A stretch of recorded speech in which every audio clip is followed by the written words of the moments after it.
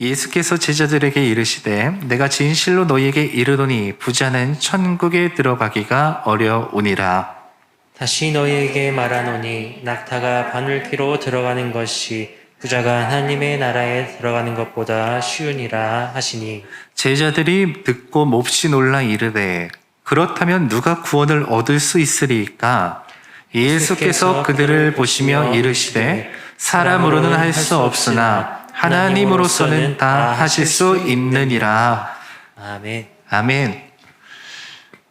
영생에 대해서 궁금증을 가지고 있었던 한 청년이 예수님을 찾아왔습니다. 그리고 어떻게 하면 영생을 얻을 수 있을까 예수님께 질문합니다. 성경을 살펴보면 아마도 그 청년은 자신이 하나님의 뜻대로 살아가고 있다라고 생각했고, 그리고 이 정도면 아마 믿음으로 살아가고 영생을 얻는데 부족함이 없을 것 같다라고 생각했던 것 같습니다. 호기 있게 예수님을 찾아왔는데 예수님은 그 청년에게 대답하셨고 그 대답을 들은 청년은 근심하며 돌아갔다. 이것이 말씀의 내용이죠. 왜 청년은 근심하며 가게 되었을까? 예수님께들은 영생을 얻는 법이 생각보다 쉽지 않았기 때문입니다. 예수님은 그 청년의 모습을 보면서 제자들에게 천국에 대해 가르쳐 주시길 원하셨습니다.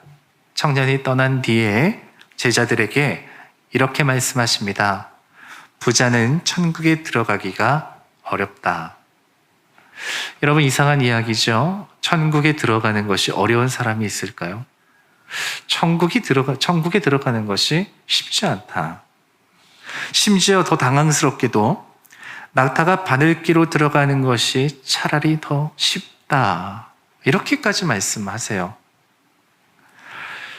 여러분, 그러면 우리는 아주 쉬운 질문을 제가 여러분들에게 한번 던져보겠습니다. 천국 들어가는 것, 천국 가는 것, 쉬운 건가요? 어려운 건가요? 왜 예수님은 부자가 천국 가는 것이 어렵다라고 말씀하셨을까요? 이 청년의 자기 고백을 한번 볼까요? 읽지는 않았지만 20절 말씀 올라가서 보시면 그 청년이 이르되 이 모든 것을 내가 지키었사온데 아직도 무엇이 부족하니까. 저는 이렇게 말한 청년의 마음을 알 것 같아요. 이 청년은 율법대로 살았던 청년이에요. 최선을 다해서 믿음으로 살았던 사람이에요. 하나님의 말씀을 잘 지키고 내 삶에 하나님으로부터 벗어나는 것 없이 살아가고자 애썼던 그런 청년인 거예요. 아마 사람들의 눈에도 이 청년은 그렇게 보였을 겁니다. 저 청년 참 복받았다. 하나님이 사랑하나 보다. 이렇게 생각했을 거예요. 그런데 예수님은 그 청년이 정작 듣고 싶어 했던 말씀과는 정반대되는 말씀을 하고 계세요. 예수님은 왜 그 청년을 바라보면서 부자가 천국 가는 것이 어렵다라고 이야기하고 있는 것일까요? 복잡하게 생각하지 말고 담백하게 예수님께서 하신 말씀을 우리 한번 생각해 봅시다. 예수님께서 그 청년에게 내리신 결론이 있어요. 그 결론은 한마디로 말하면 이겁니다. 나를 따라오너라. 이 말씀이었어요. 영생을 묻는 그 청년에게 영생? 그거 쉬워. 나를 따라오면 돼. 라고 말씀하신 거예요. 굉장히 쉬운 방법이에요. 예수님 따라가면 된다고. 예수님 그렇게 말씀하셨어요. 방법을 알려주셨어요. 그런데 거기에 장애물이 하나 있었어요. 이 청년이 예수님을 따라가려면 예수님을 따른다는 것이 이 청년에게는 어떤 의미가 되는지를 깨달았어야 해요. 21절 말씀을 보면 내가 온전한 사람이 되려면, 여러분 여기에 아주 중요한 표현이 있습니다. 온전한 사람이 되려면 내 소유를 팔아 가난한 자에게 주라, 이렇게 말씀하셨어요.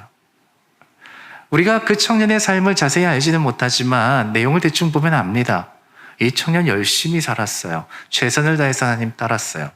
그러나 온전하진 않았어요. 여러분, 열심히 사는 거하고 온전한 거하고는 조금 다릅니다. 최선을 다한 거랑 최선의 결과가 나오는 것도 조금 다릅니다. 예수님은 그래서 이 청년에게 온전하게 될 수 있는 그 단 한 가지를 알려주셨어요. 그 마지막 블록을 놓을 수 있도록 말이죠. 너가 정말 온전해지기 원한다면 나를 쫓아야 돼. 근데 나를 쫓아오는 것이 어떤 의미가 되는지를 분명히 알아야 된다라고 말씀하신 것이겠죠.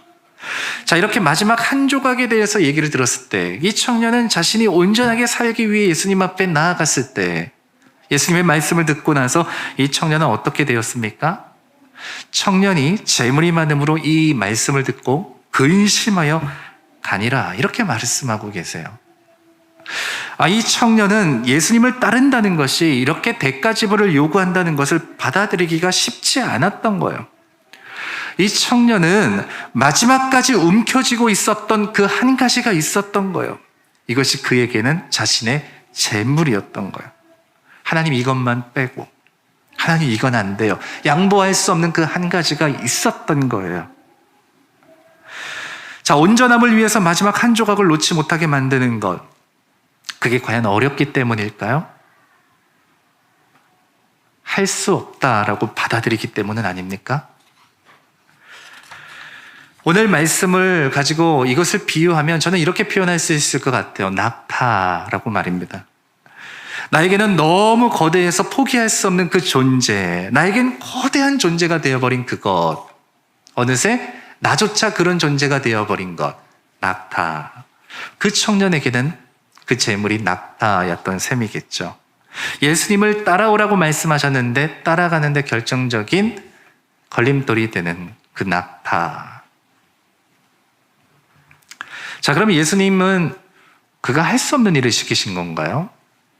도무지 그가 따를 수 없고 순종할 수 없는, 그래서 예수님 앞에 영생 얻기 위해서 찾아왔는데 영생 얻을 수 없게 만드는 그것을 시킨 걸까요?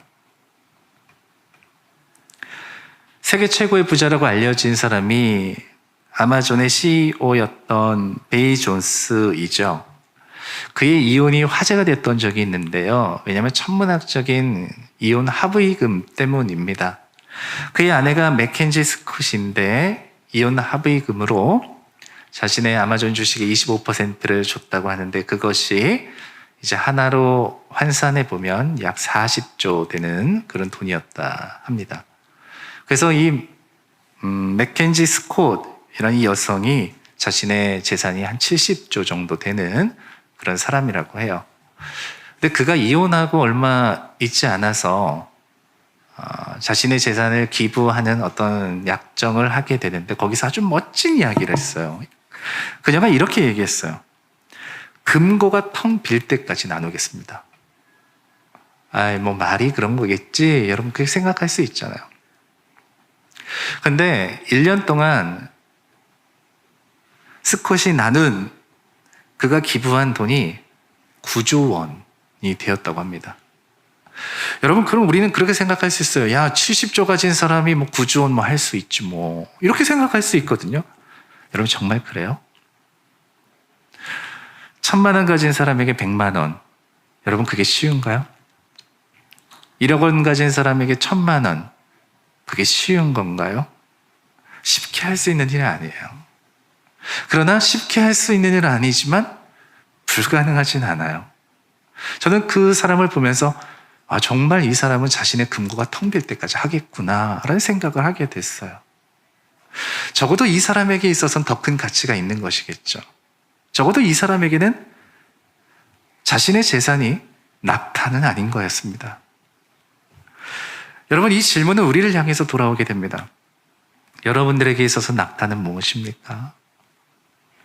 예수님을 따르는데 온전하길 원하냐라는 이 질문이 우리의 마음속에 들려올 때 하나님, 나 온전하고 싶은데, 하나님, 나 최선을 다해서 주님 따라가고 싶은데 그래도 포기할 수 없어요 라고 말하는 그 단 하나의 낙타는 무엇입니까? 근데 오늘 말씀을 보면 예수님이 어쩌면 야, 쟤는 저러니까 천국 못 가 이렇게 말씀하시는 것 같지만 사실 그렇지 않습니다. 오늘 이 말씀을 제자들에게 하셨던 이유는 제자들에게 알게 하시기 위함입니다. 너희들도 그 낙타와 다를 바 없어. 그런데 그런 낙타와 다를 바 없는 인생이 어떻게 하나님 나라에 능히 갈 수 있을까? 이 대답을 주시기 위한 것으로 말씀하신 거예요. 자, 그러면 부자가 천국 가기 어렵다라는 이 말은 결국 부자만 천국 가는 것이 어렵다라는 것은 아니다라는 것을 눈치채셔야 됩니다. 천국 가기 어려운 삶을 살아가고 있는 모든 인생들을 향한 총칭이라고 받아들여도 될 거예요. 오늘 대표적으로 오늘 비유에 빗댄다면 낙타가 되는 자가 그럴 겁니다.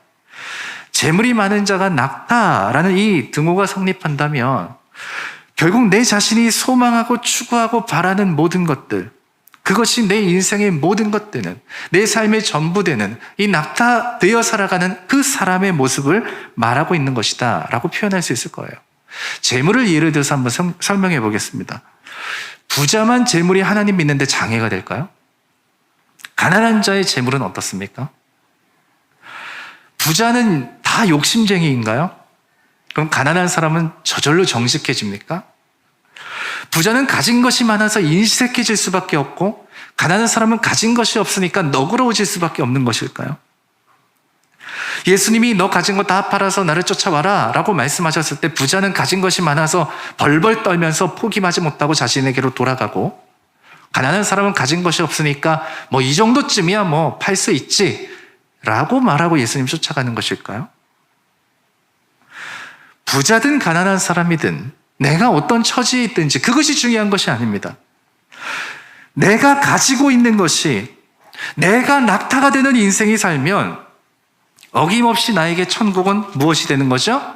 바늘귀 같아진다 라는 것을 우린 깨달아야 되는 겁니다. 내가 낙타이죠. 제가 낙타이죠. 솔직히 부자의 청년의 마음이 이해가 됩니다. 만약 예수님께서 너 가진 거 다 팔고 나 따라와. 예수님 저 따라갈래요. 그런데 그것만큼 못해요. 우리라고 다를까요? 나라고 다를까요? 누구에게나 쉽지 않은 요구입니다. 따라서 우리는 누구나가 다 이 낙타처럼 살아가고 있는 것이겠죠. 자, 그런데 여러분 우리는 때로는 내가 낙타같이 살아가면서 내가 낙타의 인생을 살아가면서 누군가의 내려놓음을 얕잡아 볼 때가 있습니다. 자, 27절 말씀 보면 베드로가 이렇게 고백합니다. 우리가 모든 것을 버리고 주를 따라 싸운데 이렇게 말하고 있어요. 여러분 베드로의 고백 듣고 어떻게 생각하십니까? 내가 낙타되어 나의 것을 크게 보는 사람이라면 아마 이 베드로의 고백을 보고 그렇게 생각했을걸요. 너는 가진 것이 없으니까 쫓아갔지. 너는 할 만하니까 순종했지. 너는 여건이 되니까 그렇게 했지. 라고 분명히 생각했을 거예요. 나는 그럴 수가 없어. 나는 그런 여건도 아니야. 난 그런 환경도 아니야. 나는 그럴 수 있는 지금 상황도 아니야. 라고 분명히 생각했을 거예요. 왜? 내가 낙타되었으니까. 그럼 정말 베드로는 버릴 수 있기 때문에 버린 건가요? 그냥 누구나가 다 할 만한 것들만 버리고 예수님을 쫓아간 건가요? 나의 것이 크게 보이고 누군가의 것이 작게 보인다면 우리는 어느새 낙타의 인생을 살아가고 있는 겁니다. 이것이 우리의 신앙 안에도 무관하지 않습니다. 저도 전도사 시절 때 많은 실수도 했고 죄를 저질렀던 적도 있습니다. 좀 그럴 때마다 어떻게 생각했는가 하면 이렇게 생각했어요. 그래도 나는 아직 목사 아니잖아. 이렇게 생각했어요. 그런데 더 웃긴 것은 누군가를 보면서 그렇게 생각하지 않았다는 겁니다. 어떻게 목사가 저러지? 어떻게 성도가 저러지?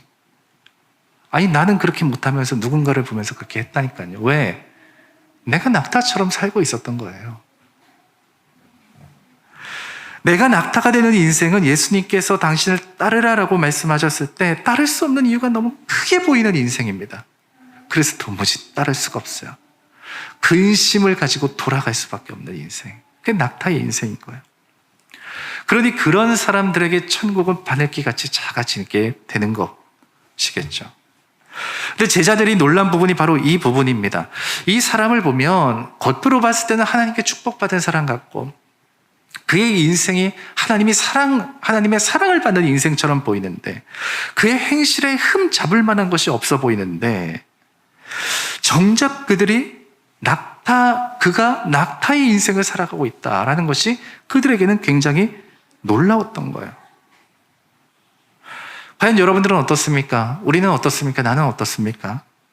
하나님의 말씀대로 순종하며 살아가는 것이 여러분들에게는 어떻습니까? 쉽나요? 어렵나요? 다시 물어보죠. 그럼 여러분들에게 천국은 쉽나요? 어렵나요? 하나님이 우리에게 과도한 것을 요구하고 계십니까? 지킬 수 없는 것을 지키라고 말씀하십니까? 순종할 수 없는 것을 순종하라고 말씀하십니까? 아니요. 내가 낙타되어 살아가기 때문입니다. 그래서 지킬 수 없고 순종할 수 없게 되는 겁니다.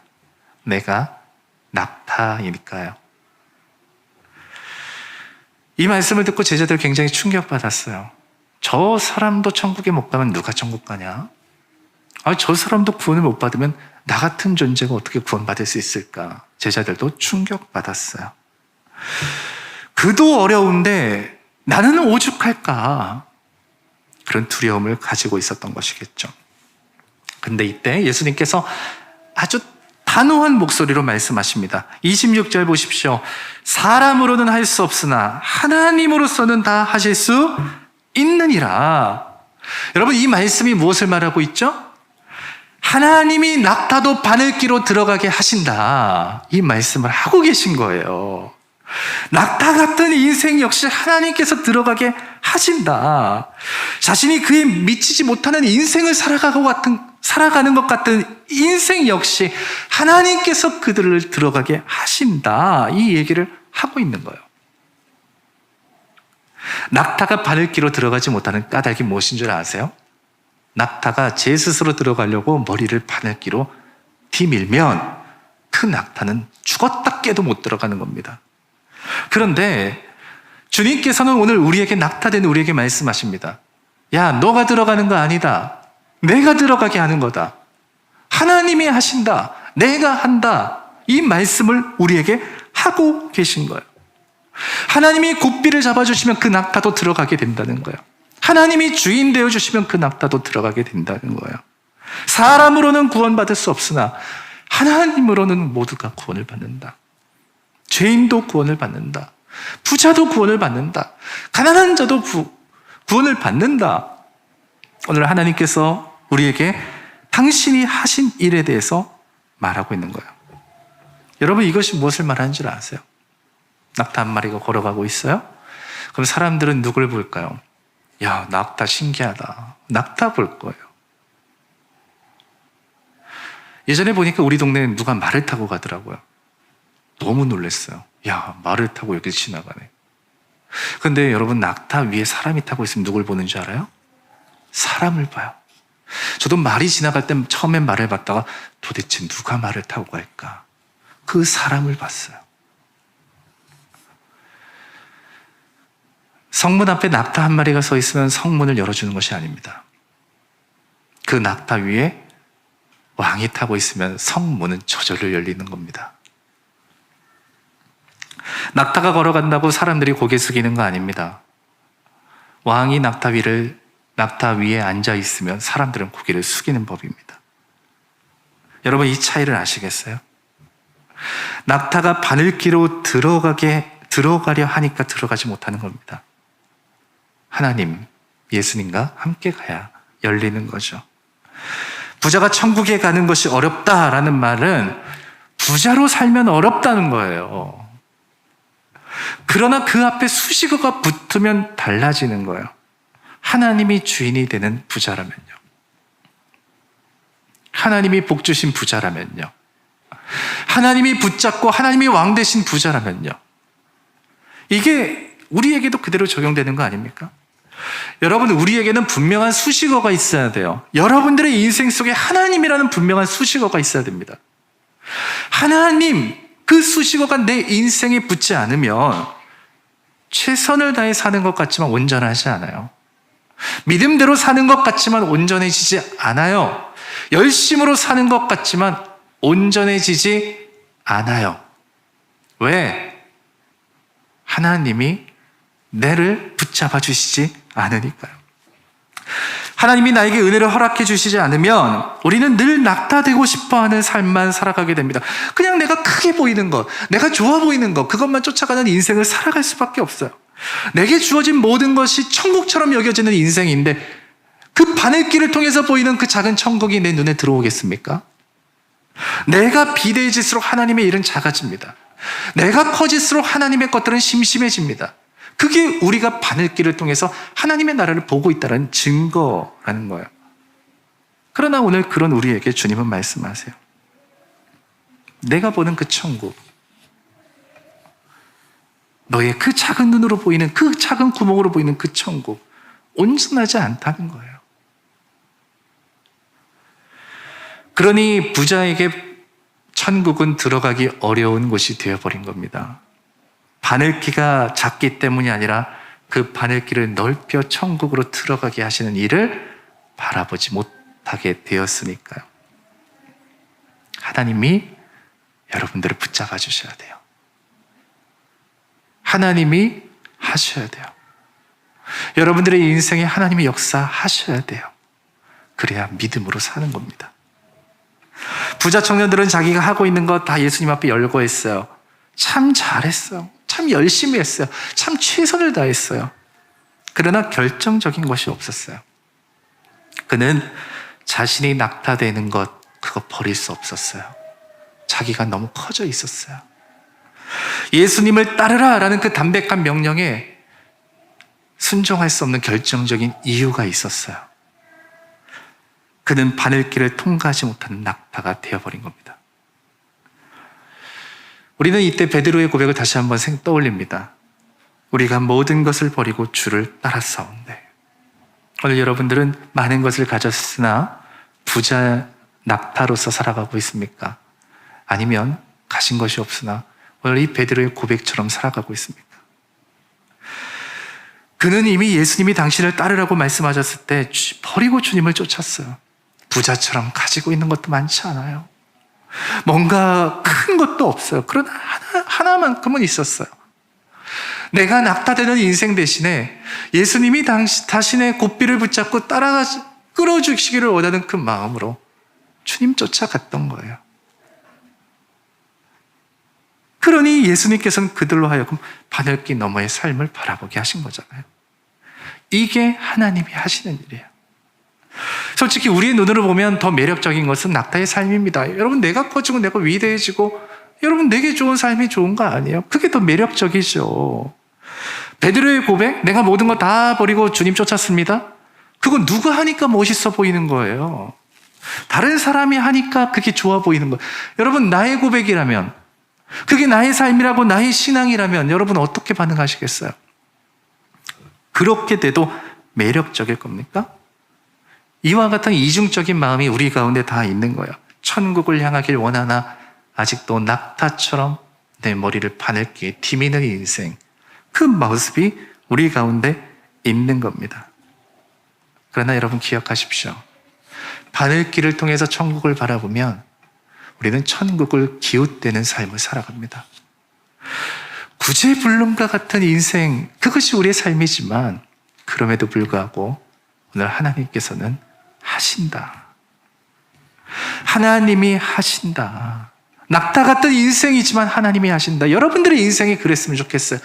내 힘으로 하는 게 아니라, 내 용기로 하는 게 아니라, 내 상황이 하는 게 아니라, 내 능력이 하는 게 아니라, 내가 가진 무엇인가가 하는 것이 아니라 하나님의 은혜가 나로 말미암아, 예수님의 사랑이 나로 말미암아 주님께 붙잡혀 살아가게 만드는, 주님이 곱비 잡아주시고 주님이 주인 되어주시고 왕 대신 그분이 타고 계신 낙타, 그것이 우리의 모습이 되었으면 좋겠어요. 어쩌면 부자 청년처럼 우리도 마지막 한 퍼즐을 놓고서 고민하고 있는지도 모르겠습니다. 이거 놔야 돼 말아야 돼, 이거 드려야 돼 말아야 돼. 이때 담백한 주님의 목소리를 들으세요. 나를 따르라.